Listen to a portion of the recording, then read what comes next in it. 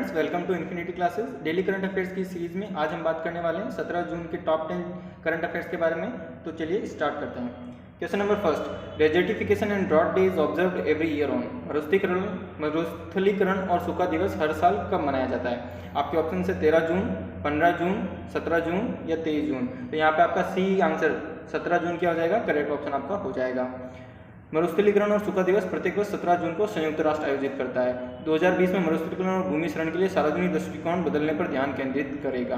ये इसलिए आयोजित किया जाता है ताकि लोग जो भूमि खराब हो रही है, मरुस्थलीकरण हो रहा है, जमीन बंजर हो रही है, उसके ऊपर लोगों का ध्यान केंद्रित किया जा सके। अगर हम बात करें संयुक्त राष्ट्र की जो इसको आयोजित करता है तो यूएन का हेडक्वार्टर न्यूयॉर्क में है। अभी जो इसके सेक्रेटरी जनरल है वो एंटोनियो गुटेरेस है और स्टेब्लिश इसको किया गया था 24 अक्टूबर 1945 को 1945 को। चलते हैं नेक्स्ट क्वेश्चन की तरफ। Who is the current attorney general of India? Bharat के वर्तमान अटॉर्नी जनरल कौन है? आपके ऑप्शन से अशोक देसाई, मिलन के बनर्जी, मुकुल रोहतगी और के वेणुगोपाल। तो आपका यहाँ पे डी करेक्ट आंसर हो जाएगा, के वेणुगोपाल। भारत के वर्तमान अटॉर्नी जनरल के वेणुगोपाल 1 साल के लिए देश के शीर्ष कानून अधिकारी के रूप में सेवा करने के लिए सरकार के अनुरोध को स्वीकार करने के बाद 1 साल का सेवा विस्तार पाने के लिए तैयार है। उनका 3 साल का कार्यकाल 30 जून 2020 को समाप्त हो रहा था। अटॉर्नी जनरल का जो कार्यकाल है वो नॉर्मली 3 साल का होता है, पर गवर्नमेंट ने अभी इनको 1 साल का एक्सटेंशन दिया है और ये भी 1 साल तक और आगे कार्य करेंगे। अगर अपन अटॉर्नी जनरल ऑफ इंडिया के बारे में बात करें तो ये सबसे हेड पोस्ट है। ये इंडियन गवर्नमेंट को लीगल एडवाइस देते हैं और प्रेसिडेंट के जितनी भी लीगल ड्यूटीज़ होती है उनको भी यही देखते हैं। अगर आप देखेंगे ये जहाँ पर भी गवर्नमेंट ऑफ इंडिया के बिहाफ पे कोई भी केस होगा सुप्रीम कोर्ट में तो उसके लिए भी अटॉर्नी जनरल ही वहाँ पे पैरवी करेंगे इंडिया के लिए। और अटॉर्नी जनरल को प्रेसिडेंट अपॉइंट करते हैं और इसके अलावा इनका जो अपॉइंटमेंट है वो संविधान के अटॉर्नी जनरल को अपॉइंट करने का काम प्रेसिडेंट करते हैं यूनियन कैबिनेट के कहने पे, एडवाइस पे। और अभी जो अटॉर्नी जनरल है वो अपने 15th अटॉर्नी जनरल है। इससे पहले मुकुल रोहतगी 14 अटॉर्नी जनरल थे। इनके एक डिप्यूटी भी होते हैं जिनको सॉलिसिटर जनरल ऑफ इंडिया कहा जाता है। फिलहाल वो तुषार मेहता जी हैं। चलते हैं नेक्स्ट क्वेश्चन की ओर। Question number 3, India has joined the global partnership and artificial intelligence GPAI as its founder member. The secretariat of GPAI will be based in. Bharat इसके संस्थापक सदस्य के रूप में आर्टिफिशियल इंटेलिजेंस GPAI की वैश्विक भागीदारी में शामिल हो गया है। GPAI का सचिवालय कहाँ होगा? न्यूयॉर्क, सिंगापुर, पेरिस या फिर लंदन। तो आपका यहाँ पर राइट ऑप्शन हो जाएगा सी, पेरिस। पेरिस में इसका सचिवालय होने वाला है। ये एक मल्टी गवर्नमेंट एक डेवलपमेंट का है और इसके अंदर कुछ बड़ी बड़ी जो कंट्रीज़ हैं, डेवलपिंग कंट्रीज और डेवलप्ड कंट्रीज, उनका ये ग्रुप है जो आर्टिफिशियल इंटेलिजेंस के ऊपर वर्क करने वाला है। आप देख सकते हैं इसका USA, UK, European union, Australia, Canada, France, Germany, Italy, Japan, Mexico, New Zealand, ये सारी कंट्रीज इसकी यहाँ पर इसमें मेंबर्स हैं। इंडिया भी इसका एक मेंबर हो गया है। अगर हम बात करें पेरिस की तो ये कैपिटल है फ्रांस की और मोस्ट विजिटेड कैपिटल है पूरे वर्ल्ड के अंदर। अगर फ्रांस की बात की जाए तो हम देखते हैं फ्रांस के अंदर कैपिटल पेरिस हो गया, प्रेसिडेंट एमेनुअल मैक्रोन हो गए, प्राइम मिनिस्टर एडवर्ड फिलिपे हो गया, ऑफिशियल लैंग्वेज फ्रेंच हो गई और करेंसी यहाँ पे यूरो और फ्रैंक चलती है। नेक्स्ट क्वेश्चन की तरफ चलते हैं। Question number 4, Gomathi Marimuthu who has been named banned for 4 years for doping charge its related to which sport event. Doping के आरोप में 4 साल के लिए प्रतिबंधित किए गए गोमती मारीमुथु का संबंध किस खेल से? बॉक्सिंग, रनिंग, कुश्ती या तलवारबाजी। तो आपका यहाँ पे बी ऑप्शन जो बिल्कुल करेक्ट हो जाएगा। ये रनिंग की बहुत अच्छी प्लेयर है। इन्होंने 2019 एशियन चैंपियनशिप में गोल्ड मेडल जीता था। आप देख सकते हैं 2019 के एशियाई चैंपियनशिप में जो गोल्ड मेडल जीता था वो इनसे वापस ले लिया गया है। ये वैसे बेसिकली तमिलनाडु की हैं और इन्होंने 2019 में एशियन एथलेटिक्स चैंपियनशिप जो दोहा कतर में हुई थी वहाँ पे गोल्ड मेडल इन्होंने जीता था 800 मीटर के अंदर। चलते हैं नेक्स्ट क्वेश्चन की तरफ। The condition of Lalji Tandon is critical, he is governor of. Lalji Tandon की हालत गंभीर है, वे किस राज्य के राज्यपाल हैं? तो मध्य प्रदेश, महाराष्ट्र, उत्तर प्रदेश या पंजाब, ये आपके ऑप्शंस हैं। आपका जो ऑप्शन है वो मध्य प्रदेश, यहाँ पर ए ऑप्शन बिल्कुल सही हो जाएगा। मध्य प्रदेश के राज्यपाल लालजी टंडन की हालत गंभीर है। राज्यपाल लालजी टंडन लखनऊ के मेदांता अस्पताल में भर्ती है। लालजी टंडन जो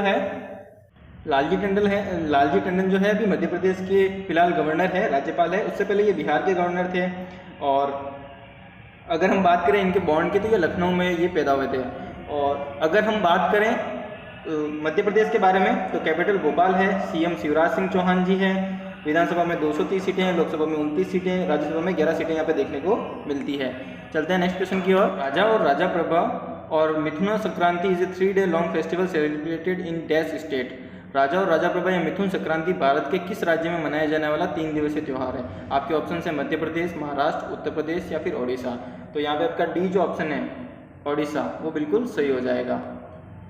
आप देख सकते हैं राजा या राजा प्रभा या मिथुन संक्रांति भारत के ओडिशा में मनाए जाने वाला 3-4 दिवसीय त्यौहार है। यहाँ पर पहली बारिश का स्वागत करने के लिए, फर्स्ट रेन का स्वागत करने के लिए और जमीन की पूजा के लिए, अच्छी फसल वगैरह हो इसलिए विशेष पूजा यहाँ पे की जाती है। इस बार ये 15 जून को स्टार्ट हुआ था और 18 जून तक ये चलने वाला है।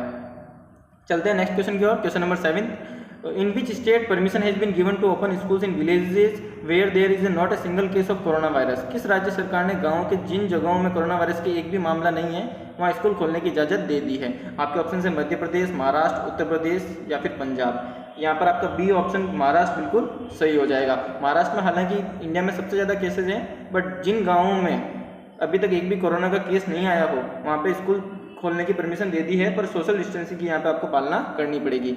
Maharashtra chief minister Uddhav Thackeray has made a big announcement today the schools he has allowed the academic session of school to be started through online education and villages में, सिटीज़ के अंदर तो ऑनलाइन एजुकेशन के लिए बोला है और विलेजेस के अंदर स्कूल्स ओपन वो कर सकते हैं। अगर हम बात करें महाराष्ट्र के बारे में तो कैपिटल मुंबई है, सीएम जैसा कि आपने पढ़ा उद्धव ठाकरे जी है यहाँ पर, और गवर्नर है भगत सिंह कोश्यारी जी, डेप्यूटी सीएम है अजीत पवार जी, और लैंग्वेज यहाँ पे मराठी बोलते हैं। विधानसभा में 288 सीटें हैं, विधान परिषद भी है यहाँ पे और वहाँ पे 78 सीटें हैं, राज्यसभा 19 सीटें और लोकसभा में 48 सीटें यहाँ पे देखने को मिलती है। 1 Indian colonel, 2 jawans have been murdered in violence clash with Chinese troops at the line of actual control in the dash in the eastern Ladakh region। Ladakh में सीमा पर भारत और चीन के सैनिकों में झड़प हो गई। इस झड़प में भारतीय सेना के एक अधिकारी समेत 3 शहीद हो गए। तो ये झड़प कहाँ पर हुई थी? गलवान घाटी के अंदर ये झड़प हुई है। लद्दाख में गलवान घाटी में सीमा पर भारत और चीन के सैनिकों में झड़प हो गई। इस झड़प में भारतीय सेना के एक अधिकारी समेत 3 सैनिक शहीद हो गए।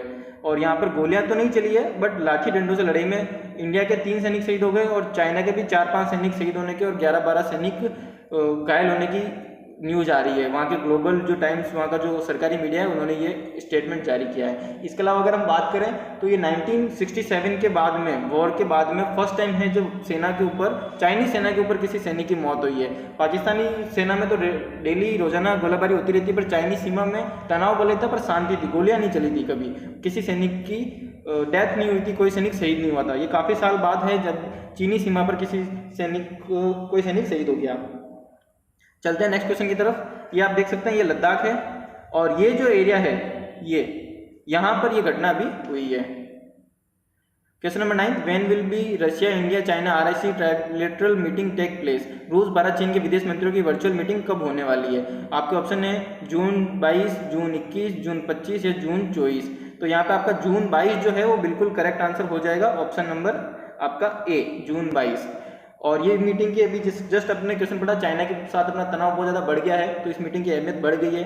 और अपने जो एक्सटर्नल अफेयर मिनिस्टर है, विदेश मंत्री S जयशंकर जी, वो इसमें अपने चाइनीज समकक्ष जो हैं उनके वांग यी, उनके साथ में बात करने वाले हैं। हो सकता है इस तनाव का कोई हल निकल आए या मीटिंग कैंसिल भी हो सकती है। LAC पे अपने जो भी बॉर्डर के ऊपर जितना भी अपना तनाव चल रहा है, ये मीटिंग उसी को कम करने के लिए बुलाई गई है। हम चलते हैं अब नेक्स्ट क्वेश्चन की तरफ। उससे पहले चाइना के बारे में देख लेते हैं। चाइना की capital Beijing, largest city Shanghai, president Xi Jinping ji, currency yuan चलती है। ये चाइना का मैप है, आप देख सकते हो, ये इंडिया है, ये चाइना है और ये यहाँ पर अपना लद्दाख एरिया जहाँ पर अभी तनाव चल रहा है।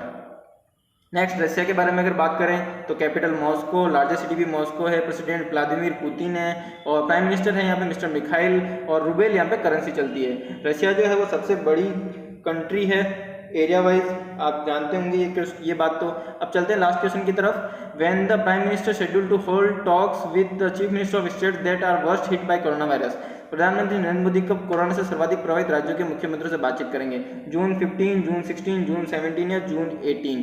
तो यहाँ पर जून 17, आपका सी बिल्कुल करेक्ट आंसर हो जाएगा। प्रधानमंत्री नरेंद्र मोदी 17 जून 2020 को कोरोना से सर्वाधिक प्रभावित राज्यों के मुख्यमंत्रियों से बात करेंगे।